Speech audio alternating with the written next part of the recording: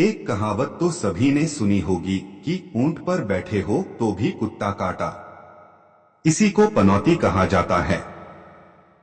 जिसके जीवन की ग्रह दशा विपरीत होने लगती है, समझो उसकी पनौती शुरू हो गई है। पनौती को समझने के लिए एक जबरदस्त कहानी की रचना की गई है। मुझे पूरी उम्मीद है यह कहानी आपको भरपूर मनोरंजन प्रदान करेगी। एक गांव में हीरालाल नाम का एक किसान रहता था।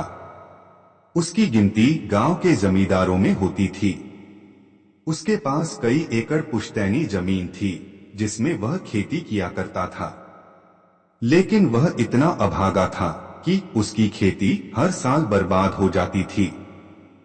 वह जो भी फसल सोच समझ करके बोता, उसमें कुछ ना कुछ कमी रह जाती। और तो और हीरालाल जिस किसी व्यक्ति के खेत में जाकर खड़ा होता तो खेत के उस हिस्से में कोई फसल नहीं होती थी। गांव के ज्यादातर लोग उसे पनौती समझते थे। कोई भी उसके पास खड़ा होना पसंद नहीं करता था। वह जिसके साथ होता उसके सारे काम बिगड़ने लगते हैं। हीरालाल अपनी बुरी किस्मत से परेशान था। वह अपने आप को कोसता रहता था। पनौती के चलते 2 बार उसकी शादी टूट चुकी थी। इसके बाद उसने दोबारा कभी शादी नहीं की। भले ही हीरालाल की फसल हर साल बर्बाद हो जाती थी, लेकिन वह खेती करना नहीं छोड़ता था। इस साल मौसम विभाग की जानकारी के अनुसार जोरदार बारिश होने की उम्मीद थी, जिसके चलते गांव के लोगों में खेती को लेकर डर बना हुआ था। सभी को लग रहा था कहीं ऐसा ना हो कि हमारी फसल बर्बाद हो जाए। लेकिन वहीं दूसरी तरफ हीरालाल के आत्मविश्वास में कोई कमी नहीं थी और वह बिना डरे अपने खेतों में जुताई करवा रहा था। हीरालाल को नुकसान झेलने की आदत थी। गांव के किसान डरे हुए होने के बावजूद एक उम्मीद में अपने खेतों में बीज बोने लगते हैं। हीरालाल अपने गांव के कई खेतों में जायजा लेने के लिए चक्कर लगाता है, लेकिन किसी खेत के अंदर वह प्रवेश नहीं करता, क्योंकि उसे अच्छे से पता है कि वह एक पनौती है। अगर उसने किसी की खेत में कदम रख दिया है और अगर उस जगह फसल नहीं हुई तो इल्जाम उसी पर आएगी। हालांकि वह इस बात से अंदर ही अंदर दुखी रहता था, लेकिन वह अपने दिल का दर्द छुपाकर अपने काम में लगा रहता था। गांव में लगभग सभी ने अपने खेतों की बुवाई कर ली थी।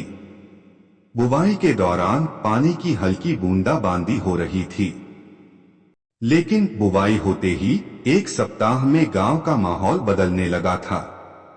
बारिश की बूंदों का आकार बढ़ चुका था। किसान अपने खेतों से पानी निकालने की व्यवस्था में लगे हुए थे।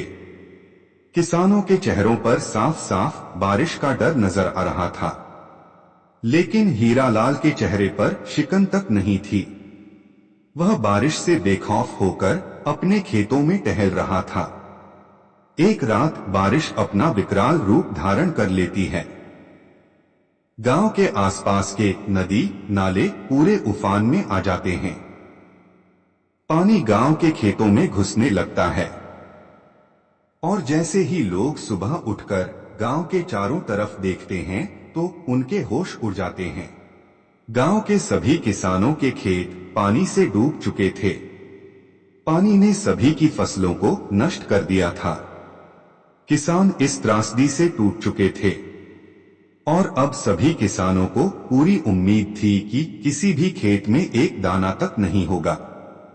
और कुछ हफ्ते गुजरने के बाद वही हुआ जिसका गांव वालों का डर था।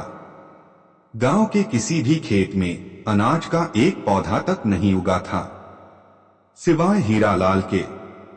आसपास के गांव की सभी फसलें तबाह हो चुकी थी, लेकिन हीरालाल ने इस वर्ष की खेती में इतिहास रच दिया था। उसकी खेतों में आज तक इतनी अच्छी फसल नहीं हुई थी। उसे खुद इस बात पर यकीन नहीं था। दूर दूर के गांव से लोग हीरालाल के खेत देखने आ रहे थे।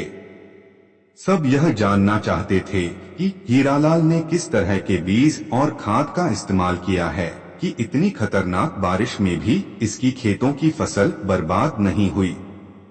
हीरालाल मन ही मन प्रसन्न था, लेकिन कहीं ना कहीं उसे अचंभा लग रहा था कि आखिर क्यों सबके खेत बर्बाद हो गए, लेकिन उसके खेतों को कुछ नहीं हुआ।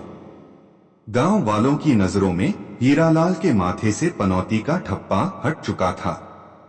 अब लोग उसे किस्मत का धनी समझने लगे थे।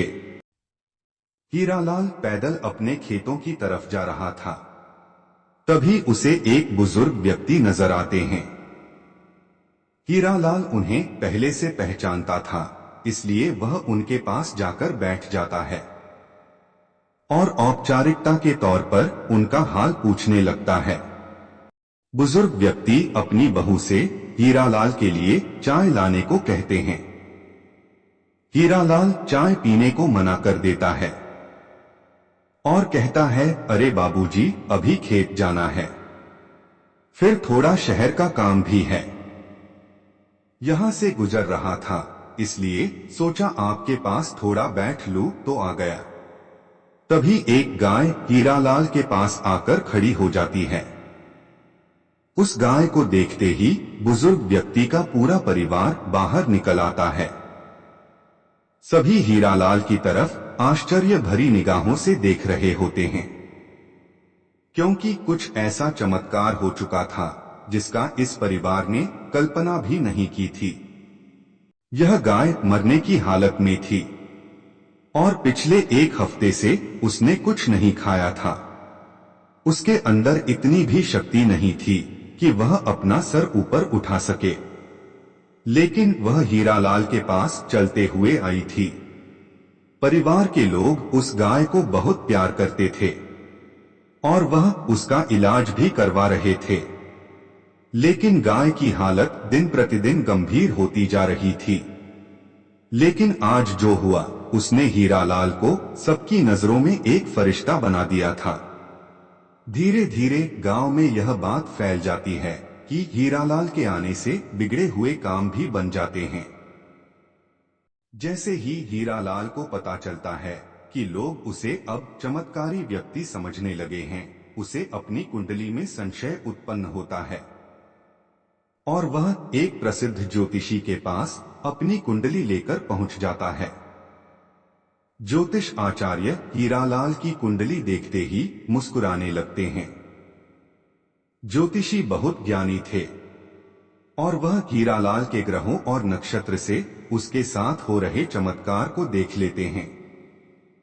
वह हीरालाल से कहते हैं, तुम्हारा कुंडली योग कह रहा है कि तुम किसी भी व्यक्ति के बिगड़े हुए काम बना सकते हो, लेकिन उन्हीं ग्रहों का दुष्परिणाम यह भी है कि तुम्हारी वजह से लोगों के बने हुए काम बिगड़ भी सकते हैं और यह तुम्हारी मौजूदगी पर आधारित है।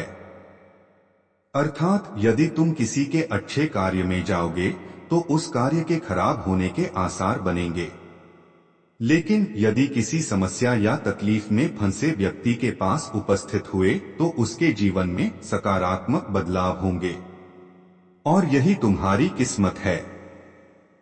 अब तुम्हें ही तय करना होगा कि तुम अच्छे कार्यों के लिए पनौती बनोगे या बुरे कार्यों के लिए चुनौती। दरअसल ज्योतिष आचार्य का कहने का आशय यह था कि हीरालाल को लोगों के अच्छे कार्यों में जाने से बचना चाहिए और जो लोग परेशानियों से गुजर रहे हैं, समय निकालकर उनके पास जरूर जाना चाहिए और यही हीरालाल के जीवन का सर्वश्रेष्ठ उद्देश्य हो सकता है। तभी उसे मन की शांति मिलेगी। हीरालाल ज्योतिष की बात समझ जाता है और अब वह अपनी जिंदगी का लक्ष्य लोगों की मदद करने को बना लेता है। हीरालाल अपने सभी काम करने के लिए नौकर रख लेता है और अपने खेतों में जाना बंद कर देता है। गांव में जिस भी व्यक्ति के खेत बंजर हो चुके थे, वह फिर से अपने खेतों में बुवाई शुरू कर देते हैं और हीरालाल को अपने खेतों में चलने को कहते हैं और लोगों का यह टोटका काम आने लगता है। देखते ही देखते हीरालाल दूर दूर के गांव में प्रसिद्ध होता जाता है। लोग दूर दूर से उसके पास अपनी समस्या लेकर पहुंचने लगते हैं और वह लोगों की समस्याओं का निराकरण अपनी क्षमता के हिसाब से कर देता है। अपने आप को पहचानने की वजह से हीरालाल का श्राप ही उसके लिए वरदान बन चुका था। हीरालाल लोगों की सेवा में अपना जीवन समर्पित कर देता है और इसी के साथ यह कहानी समाप्त हो जाती है।